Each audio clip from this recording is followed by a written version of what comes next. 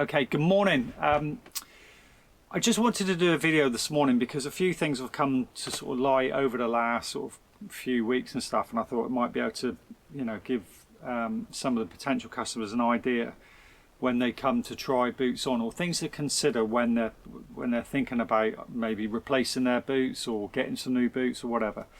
And there's a few things that come to light because we get a lot of people that come into the shop where obviously we're measuring and things like that.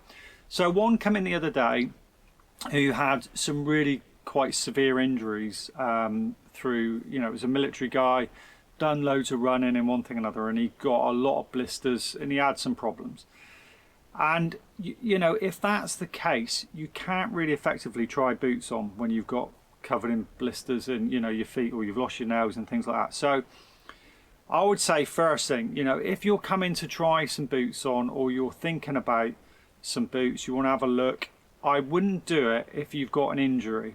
So if you've got blisters, you've got cuts or problems to nails, or even bunions, if you've got problems in any way, shape or form, it's probably not the best time to be coming into having a boot fitment at that point.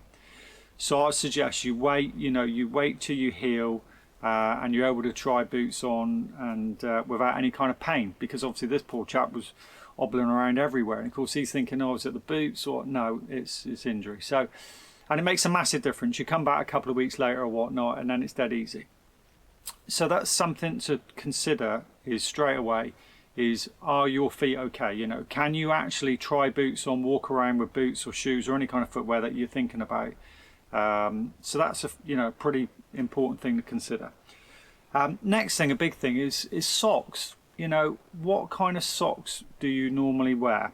So if you're coming in to try some boots on, it's probably a good idea to bring the socks that you would normally wear and socks that you're familiar with, because it can make a big difference.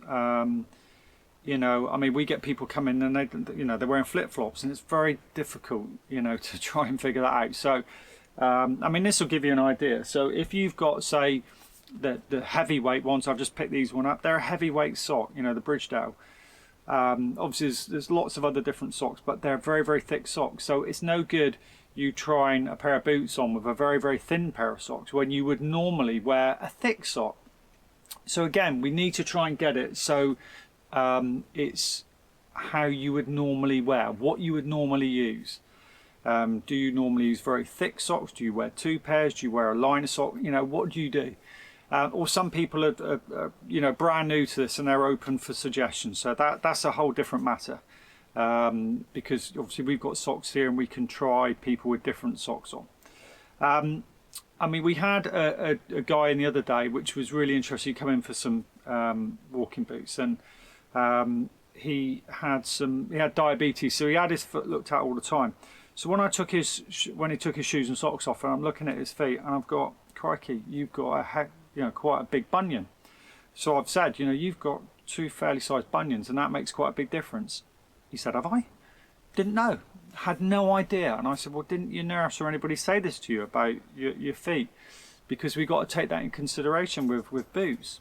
So that was quite important, that this guy didn't even know that he had bloody bunions on both his feet. And that's quite important when it's come to the kind of shape, the last around boots and all the rest of it. So there's quite a few things to consider like that. And also insoles. We have some people that have prescription insoles, or they have insoles for alignment. You've got sort of like insoles, similar to this sort of thing. Is that the kind of thing you would normally wear? That makes a bit of a comparison when it comes to certain boots, because some insoles, they lift your heel up, which takes you out of a heel cup, and you can get some sideways movement, which can cause a slight problem. So there's lots of things to consider, when you're thinking about looking for boots. And also, you might even consider an insole if you've got an alignment issue. Like I say, most, I'll pick it up straight away and think, your feet are fairly flat, which could be a whole number of reasons why. We might be able to improve your alignment with an insole. But with an insole, you then have to consider which insole for which boots, and you know, it can become a bit of trial and error to try things out. So, you know, and there's lots of different kinds of insoles depending on what kind of support that you need. So if you imagine a big, heavily supportive insole with then a really, really thick pair of socks, if that's what you normally use, and that will fill out things.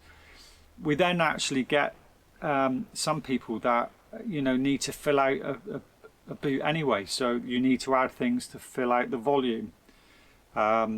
You know, some people just like a high volume boot, so you have to do that. So there's lots and lots of different things, you know, to consider. But so I just really wanted to talk about that, just to give you an idea of the kind of things that you know, that you may want to consider when you're looking for new boots. You know, if you've had them before. I think the injury thing is quite important. You know, you need to consider that. So I hope that helps. Just have a little think about this. You know, and it's great that customers come back and give me some feedback as well and let me know. So it's great because I can let that advice to you as well. So a lot of the things that I will say is down to lots of other customers. They try things out and they go, well, look, that didn't quite work, but that worked, and this didn't work and that worked, you know. So it's great that I can sort of relay that feedback to, you know, other customers, and you know, it's worked out fine. So once again, thank you for everybody that's been phoning me up and, you know, giving me some great feedback regarding the YouTube videos. I hope it helps. That's why we try and do it, to try and help you. It's very difficult when we're doing stuff online, you know, for people that and customers that are not in our shop and that are not in front of me. So it's really hard to give sizing advice, you know, without seeing somebody's feet. It's very, very difficult. So we try our best, and you know, hopefully with this it will give you a bit of an idea of some of the things that you need to consider before you are replacing your boots or buying new boots. So I hope that helps. Good luck. Any questions, you know, don't be afraid to give us a shout. And thanks again for all the support. Thanks again for all the comments that people leave.